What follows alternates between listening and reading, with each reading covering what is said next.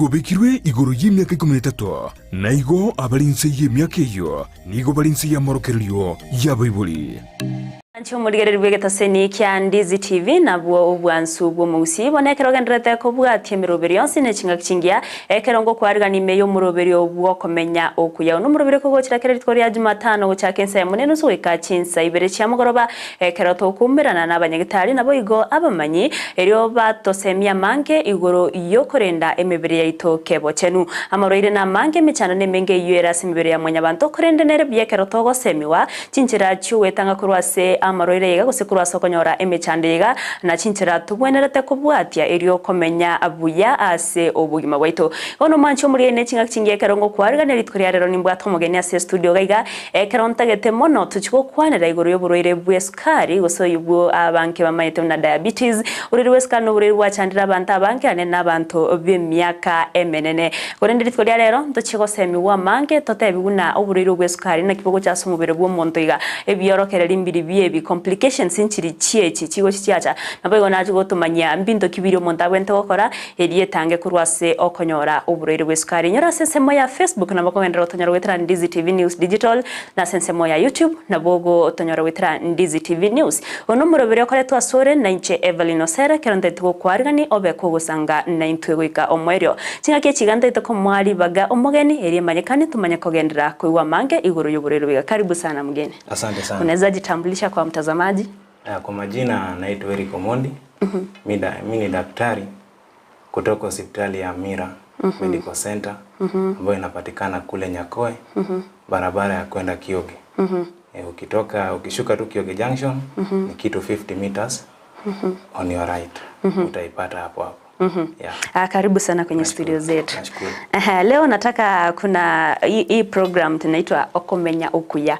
Tunafunza watu wanafunzwa ama tunafunzwa jinsi ya kuishi vizuri, kujikinga kutokana na magonjwa mbalimbali na shida ambazo ziko katika miili ya binadamu. So kwa siku ya leo nataka tuzungumzie ugonjwa wa sukari, diabetes.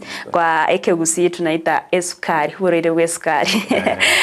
Tunataka tufahamishe mengi kuhusu ugonjwa unayekuja kwa mwili wa binadamu. Haswa kwanza tunafaa kujua ugonjwa wa sukari watu wengi ufikiria ukila sukari nyingi inakuja kwa mwili. Lakini hiyo ni mentality mbaya. So ugonjwa wa sukari inaletwa na vitu vingi. Ikiwemo kuna ile hormone ambayo tunaita insulin ambayo ndio inahusika zaidi kwa kupunguza level ya sukari ikiwa mingi kwa mwili. Na iwapo imepungua, insulin yako yenyewe imepungua kwa mwili, haiwezi regulate amount of blood, yani amount of sugar level in the blood, So hii haswa inatokea na shida kwa vile utapata insulin inakuwa produced, inatengenezwa yani na organ ya mwili ambayo inaitwa pancreas. Natumai unaelewa. So pancreas ikiwa imefail, yani haiko katika ile hali ambayo inaweza tengeneza ile kiwango ambayo inahitajika ili ikatumike kwa mwili kupunguza kiwango cha sukari iliyo juu, itafanya sukari iwe mingi kwa mwili. Ndiposa ugonjwa wa sukari haswa inaonekananga kwa damu ikiwa katika kiwango ya juu, kama uko na shida kama ya insulin production by the kidney, by the pancreas I mean. So kwa hii kitu moja sasa nataka niwaambie wagonjwa na watazamaji kuwa ugonjwa wa sukari haui kwa muda. Yani unaweza ishi na hata ukiwa unaweza ishi nayo zaidi ya miaka 20. Kulingana, bora tu utumie maagizo na ufuate maagizo ya daktari na umeze madawa vizuri. Na pili, haswa inatokea pia ukiwa na kuna zile factors zinachangia, maybe magonjwa underlying kidogo. Haswa hypertension. Unaona? Yani ukiwa na nasema high blood pressure. Alafu pia tuko na zile ambazo tunapata kulingana na familia, hereditary. Unaona, ile ambayo unazaliwa nayo. Unanipata? Na mengine pia analetwa na condition machache, kama ukiwa mjamzito inachangia kwa kuwa hormones levels zimepungua kwa so tuseme, umesema watu wengi wanafikiria ukila vitu za sukari ndizo wakati mwingine ulete ugonjwa wa sukari. Hakuna chakula kingine kinaweza changia mtu kuwa na ugonjwa wa sukari? Ni mingi, chakula ni mingi. Haswa tunaweza anzia, so acha tuanze break down pole pole. Sasa ukila tunakula chakula aina tatu. Haswa tunakulanga carbohydrates, proteins, na tunapata pia vitamins na fats kidogo. Si ndio? Sasa tukila tunaongeza sukari kwa mwili, si ndio? Especially ukila carbohydrate na sukari nyingi. Carbohydrates ni chakula kama kipi? Tuseme kama ukila ugali. Ugali ya white. Ya white ambayo imetolewa ile hiyo kitu ya nje, ile ngozi ya nje. Hiyo inachangia sana. Sasa ukila hiyo utapata nguvu nyingi kwa mwili, si ndio?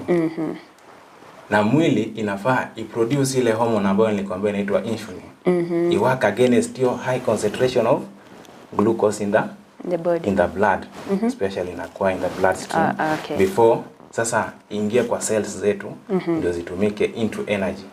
Sijui kama unanielewa. Yeah. So tukiwa kama uko normal kabisa na una produce insulin vizuri, mwili itakuwa ina work on glucose vizuri. Itaivunja vizuri ili hata cells zetu ziweze kuiabsorb kutoka kwa damu ikiingia kwa cells, kwa sababu kutoka kwa damu ndio cells zetu zinapata nguvu, ndio iende kupitisha hata nini, tunapata nguvu ndio hata uweze kupata yani nguvu kupitia pia isafirishe damu nini oxygen kwenda various parts of the body, especially the red blood cell. Yes. So many parts. So ikiwa hauna uwezo wa ku produce hiyo hormone vizuri, pancreas yako imelegea maybe to other conditions, sasa concentration inakaa mingi kwa mwili ya sukari. Sasa hiyo ndio inachangia kuleta ugonjwa wa sukari. Yeah. Ni hivyo tu. Sasa ni wakati upi mtu atajua ana ugonjwa wa sukari ama zile dalili zina Sasa dalili za ugonjwa wa sukari ni mengi. Kwanza kikubwa zaidi ni kuchoka, unapata uchovu. Unajua ukiwa na sukari mingi kwa mwili inamaanisha hata cells zako imekuwa nyingi. Yani blood iko highly concentrated with glucose in that hata mwili yetu cells zetu haziwezi kuivuta. So that it convert into energy yenye inatumika kwa sehemu mbalimbali kuanzia brain nini system zetu kama CNS so that it can broken down into energy so that upate nguvu. So unajua ikiwa mingi haitoki kwa mwili, iko tu hapo hapo. Sasa unapata uchovu. Ya pili ni kuwa na ile hamu ya kutaka kunywa maji kila wakati. So that at least ikusaidie kudilute the concentration in the blood. So unakuwa na hamu ya kunywa maji kila wakati. Na pia ukinywa maji kila wakati inamaanisha utaenda haja ndogo pia kila wakati. Unaona? So ukiona dalili kama hizo zinachangia pia unafaa kujiuliza ni nini, kwa sababu unaingiza ikitoka. Are you getting? Yeah. Alafu kuna ile pia unaweza kuwa hauoni vizuri. Unaanza kuona kitefutefu, yani unafika mahali hauoni vizuri. Unanipata? Yes. Yeah. So hizo ndio dalili sana haswa kubwa. Na pia ukienda kwa lab, kwa sababu mimi ni lab technologist, tunaweza pata concentration iko juu kwa mkojo tukipima. Na pia kwa damu tukipima tutapata iko juu. Na pia kuna ile kitu ambayo inaitwa ketones ambayo inatokea after breakdown ya fats. Tukiona hiyo kwa lab report tunashuku kwanza inaweza kaa diabetes. Yeah. Sasa nataka tuingie upande wa laboratory. Wakati mgonjwa ameona hizo dalili katika mwili wake, ametembelea katika hospitali, labda kama nyinyi mkiwa hapo, zile njia zote mnazotumika kupima huyu mtu ili kujua kama kana kwamba ana ugonjwa wa sukari ni njia zipi? Nataka utueleze zote. Naam. Kabla tuende kwa hiyo, kuna pia tunataka tujue watazamaji wajue tuko na aina mbili ya sukari kwanza. Unaelewa? Natumai nayo pia uko unajua. Wengi wanajuanga hii moja tu inaitwa diabetes mellitus. Yes. Iko so common. Kwa sababu onset yake inakuanga ukikaa mkubwa as you progress to the elderly age. Na sasa unapata wengi, lakini pia kuna ile inakuja watu wakiwa wachanga. Hapo inaitwa insulin dependent diabetes. Unapata hiyo? Yeah. So kwa hizo type mbili, sasa wengi mnajuanga hii ya uzee. Sana sana mnasemanga ni ugonjwa ya uzee. Si ndio? So hii tukipima, so tunapimanga pia kwa viwango tofauti tofauti. So haswa tuseme hii most common diabetes mellitus. Before tufika hapo, so hii ugonjwa umeita hii ya inashika hadi watoto wadogo na hii ya kuna tofauti ama yote iko sawa kama dalili na vitu zingine na causes? Dalili ni sawa, lakini causes ni tofauti. So kwa sababu tuseme diabetes mellitus inataka hadi from adolescence, so unaweza ona pia kwa watoto wadogo pia. Hiyo inakuja katika ile kiwango sasa pancreas yako yenyewe haiwezi produce insulin kabisa totally. So wewe mwili yako haiproduce hiyo hormone. So wewe sukari yako inakaa juu kila wakati and you must depend on kudungwa sindano yenye ina insulin kila wakati. Ndio angalau ipunguze immoderate because mwili yako yenyewe haiproduce. So tuna induce hiyo insulin hormone ikusaidie. Na hiyo unaishi nayo tu hivyo. Hawezi epuka hiyo. Sasa ndio zina fall under genetic kidogo, unaona? Alafu hiyo tu inakuanga tu hivyo. Na hiyo nyingine ya kawaida sasa inaletwa most especially in a lifestyle. Jinsi ambavyo tunaishi na miaka pia tuna progress. Najua pia na progress viungo vyako vya mwili pia kuna wakati zinachoka. So hiyo yenye tumezoea kawaida hii inaanzia at 45 mostly. Na hiyo nyingine tuseme inaweza shika hata mtoto wa miezi. Nayo ni ngumu lakini inaweza. Inaweza. Kwa hiyo inakuwa diagnosed ukiwa mdogo. Especially unajua kiungo chako cha mwili chochote kikikuwa na default in the process unakuwa una develop kwa humbi ya mama yako. Ikitoka ukiwa na shida ya pancreas haikumachua vizuri ama haiku-develop vizuri, definitely unaangukia hapo. Kuna mahali ambapo ulizungumzia magonjwa ambayo yanachangia mtu kupata ugonjwa wa sukari. Kuna hii ugonjwa ama shida sana yenye inaleta magonjwa mingi, obesity. Obesity inaweza kuwa hiyo ni factor kubwa sana. Najua when you obese ndio maanisha you are overweight. Na kumaanisha pia if you are overweight, sasa maybe mazoezi pia ufanye. Si kweli unakaa tu kila wakati. Kweli. Asante sana daktari. Naomba tuende mapumzikoni kidogo. Tukirudi tutarudi upande wa laboratory ili utueleze vile vipimo ambazo mnatumika kujua kama mtu akona diabetes. Mwancho murigeri bana mnogenderete ko ibuni watogenderete gukwanira oburere bwa diabetes osoburere bwa sukari twabere tokumanyiwa hunanto bwate chia ine ibere cyo burero bwiga na inde ninki igiye koboreta ne byorokerera imbiri byebiga kurende ntete turagenda so mutimoko ekero tokwira na ndo cyoso asensemo yokorinkoria akobwatuka obuwenya nabo igo chinjera cyo wetanga kurwase oburore bwa tobusa usukari hendra gutubate Ndizi TV ubwansu bw'Gusii. Chinyagetari Njiraroro Korende Ram Hospital Kisii nebwatebire nkubigoro byobukoreri asobobwenia egati yobukoreri babwate namona in and out patient MCH clinic Gusii maternity nabogokora consultation mbabwate pharmacy ultrasound CT scan ngokora bale x-ray dialysis nkubwenia bale emechando ya maino naboigo amangana yebirole bya maiso uko baruogoke gosoko baruokonene naboigo mbabwato bukoreri bwa ambulance chinsemero ngibirinenye mbabwate chinjira au chugwakanira egati yabo chire NHIF AON dental na Linda mama asebali yabagutumia NHIF tibali guhakana besa chinde chigoro magega yoko bweniwa buna inpatient naboko batarera asenyagitari yabo ya Ram Hospital iywerang'e n'ikigambiro kia Kisii Low Codes Gusii wa Kirisimi ase namba 552 kianda 2 kianda Ram Hospital Kisii. Health first and health always.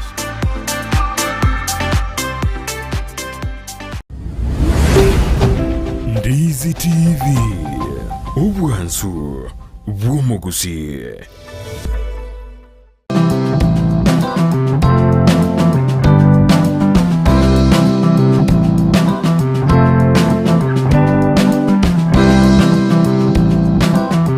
Na indo mwancho mulgeri bonongo kwarigana na inde ritogendere kuigwa mange togendere tego semiwa igoro yoburoire bwa diabetes oburoire bwa sukari twabere tokumanywa inkiye kobareta somubere umwanya banto twabere tokumanywa ebiorokereri mbiri bebi abono bunaye kwanyorire gose kwarorire biorokereri bigaso mubiri okwe mukire getambukiro gwatarire asenyagitari njira kiye abanyagitari bagotumeka eriogo ringoria kumanya no bwato buroire bwiga na indekero banyorire amaine no bubwate na kibako wa obugwenya na mono nchera kiechi gusembito kibiri tobwenta gukorekero turasicingagari erio kwenekya munankwetanga tore kurwase okonyora oburoiro bwiga bwesukari wana nende tukwarigani togendere no murubiri yo sangana ntwikomoiro. Karibu tena daktari. Asante. Sasa mgonjwa ameona hizi dalili katika mwili wake, ameamua atembelee hospitali ili hakikishe kwamba ukweli hakuna ugonjwa wa sukari. Nyinyi kama madaktari, zile vipimo mnatumika ili kujua kama ukweli kuna ugonjwa wa sukari ni vipi? Ya, tuna vipimo na pia kuna zile vitu tunaita normal values. So ile yenye unafaa ukipimwa, tuseme umekuja saizi kwangu kama wewe, unafaa nikupime nijue kama una sukari ama una sukari. Swali tuko na vipimo tofauti. Tuko na ile ya kwanza inaitwa RBS. Yenye inaitwa random blood sugar. Yenye mtu yote akija, sasa hata mimi tuko na hivi, ndapima. Of which hiyo random blood sugar sijui kama umekula ama hujakula. Unasikia? So hiyo ukiwa umekula kuna kiwango ambayo inafaa ionekane kwa damu. Of which inakuanga between 5.6 to 7.8. Hiyo ni ikiwa random, hatujui kabisa. So ikizidi hapo pia kuna ile exemption limits tunasemanga acha tuone. Tena ndakuadvise tena ukuje baadaye hata baada ya masaa mawili nikupime tena nione kama imebaki pale pale ama imepungua. Umenipata? Ndio. Alafu tuko na ile inaitwa fasting blood sugar. So fasting blood sugar ni ile tuseme nimekupima hiyo random. Nikapata bado tu inazidi kuwa pale pale, iko juu on the other side. Tuseme iko 7.8 na imesimama hapo, yarudi chini. Unaona? Ndakwambia usile ukuje. Ndakwambia usile for 12 hours. Ukuje tu nikupime tena nione iko aje. Of which your fasting blood sugar inafaa kurange between 3.4 to 5.6 millimoles per liter. Unaona? So nikiona hapo nimekupima nikapata iko within that normal range, ndapata uko sawa, sitasema una diabetes. Unaona? Sasa ndajua ukila kiwango ya sukari automatically inaenda juu kwa mwili. Sini? Sasa hapo siwezi kasema una diabetes. Lakini ukija nipate iko tu consistent, imebaki pale pale hata baada ya kufunga, imebaki 7.8. That one tunakuweka under the level of kwa pre-diabetic. Because that's the first symptom. Tumeona at least unaportray kuwa na ugonjwa lakini hatujui kama inaletwa haswa na kutokula ama kukula. So unaona? Yeah. So hiyo pia ni njia moja inaitwa fasting blood sugar. Alafu sasa tuko na ile inaitwa OGTT. Hiyo tunafanyanga inaitwa in short glucose tolerance test. Hiyo sasa nikishaona imekuwa hivyo, ndakuweka sasa kwa certain amount, kiwango fulani ya sukari. Kipimo tunakuweka kwa kipimo ya sukari, hatuseme ni grams kidogo tu ya glucose. Alafu nikupime baada ya masaa mawili. Unaona? Nione inaendeleaje. Ikiwa inaendelea ikiwa juu, sasa ni kupima kama tuone kama mwili yako yenyewe inaweza, pancreas yako yenyewe inaweza produce insulin against hii sukari ambayo nimekuongezea, nione kama itaipunguza ama itaibaki pale pale. Kwa sababu ukija na kupima, kisha nikupatie sukari kiwango fulani, nikupime baada ya masaa mawili. Unaona? Tena ni ku-expose to another dose tena for another 2 hours. Unanipata? So nipime nikiona. So tukishajua hivyo imekaa persistent, sasa hapo tunakuita umekuwa diabetic. Because imepita the normal levels zinahitajika. Kuna wakati mwingi nasikia watu wanasema kuna aina ya sukari, wanasema sukari imeenda juu, sukari imerudi chini. Sukari ina aswa kurudi chini inakuwa ngumu. Wengi wako na ile ya wengi wako na ya juu. Na pia kuna ile kiwango ikifika baada hatuwezi kukupatia madawa. Najua ikianza kufika juu sana, kuna ikifika at least 20 millimoles per liter. Hiyo iko juu zaidi. Sasa hiyo utakuwa iko juu sana. Sasa ndio utaanza kukuweka kwa madawa ianze kuipunguza pole pole. Lakini ikiwa less, tuseme 8 ama 10, hatuwezi kukupea madawa. Kwa sababu tunaweza kukupea madawa ikaipunguze zaidi. Na unajua kuinua sukari kuileta juu ni kazi ngumu. So kuna ile threshold tunangoja ikifika, ndio tunajua imefika juu, so tunakuweka hiyo high level. Mbona nasikia kwa wakati mwingi wakati mtu ako na sukari, sijui ni hiyo sukari ya kupanda ama ya kushuka, unapata mtu anasema kama imefika hiyo level, kitambo wampeleke katika hospitali, wanasema wampe kitu cha sukari kama sukari ya lambe ama yani ile kitu iko na sukari. Hiyo inasaidia nini? Ikiwa chini kidogo. Kidogo, unajua kuna hiyo normal level nimekuambia 3.5. That's the minimum threshold. Inafaa ndio mtu afanye akae nayo. Kabisa kama hujakula.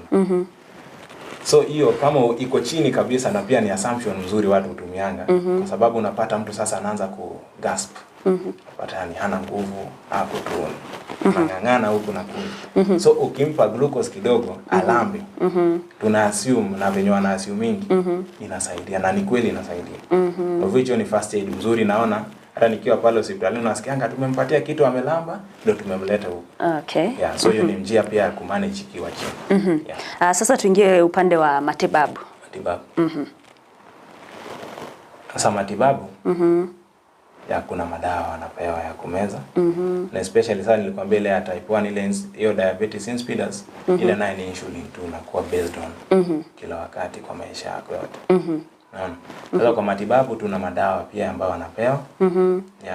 Lakini haswa pia matibabu tuko na aina mbili. Kuna ile tutakuweka kwa kumanage yako, kuwatch especially unajua diet pia inachangianga sana. Natumai unajua hiyo inachangia sana. Of which sasa hapo tutakuweka kwa vitu zenye zina fiber. Fiber nyingi, at least upate kitu kama ile mahindi imesiagwa tu kabisa venye iko vile vile. Kwa sababu unajua fiber inasaidia kucontrol intake, yani ina control glucose level kwa mwili. Kwa sababu chakula yote yenye iko na fiber haikui broken down haraka. Inakuwa broken down pole pole kwa muda mrefu. Compared na hizi zenye hazina fiber, zinaingia kwa mwili, zina produce glucose haraka zikiingia kwa mwili. So diet pia ni key sana. Apart from medication, tunaweza angalia kama tunakupatia diet way or medication. Wakati mwingi nasikia watu ambao wana ugonjwa wa kisukari, kwa mambo na diet hapo, unapata wanasema yale madawa wakitumia yanawafanya wanahisi njaa kila wakati. Na madaktari wana recommend huyu mtu asikule chakula kiwango cha juu. Sasa unashindwa huyu mtu anafaa kula aje wakati anaendelea kutumika haya madawa akiwa na ugonjwa huyo? Sasa kwa hiyo diet tunaiweka unakula balanced diet, but in small portions with time. Unakula, tuseme umekula saa hii, tuseme ni saa 5. Utatulia baada kitu hata 1 hour hivi ama 2 hours, tena uongeze chakula kingine kama snack tu, kama watu kule popcorn. Unaona, unaisongeza tu. Then ukifika lunch time tena uongeze. Hivyo tunakula at intervals. So mtu afai kukaa masaa marefu bila kula. Sasa huyo afai kama masaa marefu. Akikaa masaa marefu itamuumiza. So anakula at intervals pole pole. Na vile vyakula ambavyo mtu anafaa kuavoid kabisa kula akiwa na ugonjwa wa sukari ni zipi? after amekuwa diagnosed amepata kuna ugonjwa wa sukari. Kuna vyakula ambavyo kabisa afai kula, ni zipi? So zile zenye ziko na hazina fiber sana ndio afai kula. Kama hiyo ugali ya white ati ya grade 1 ya afai kula. Na pia viazi vitamu sana. Pia afai kukula. Yeah. Na swali ni ile tena. Kitu kama ndizi anaweza kula. Sasa unaona hapo tunaiwatch in proportions. Anaweza kula but in proportions. Yeah.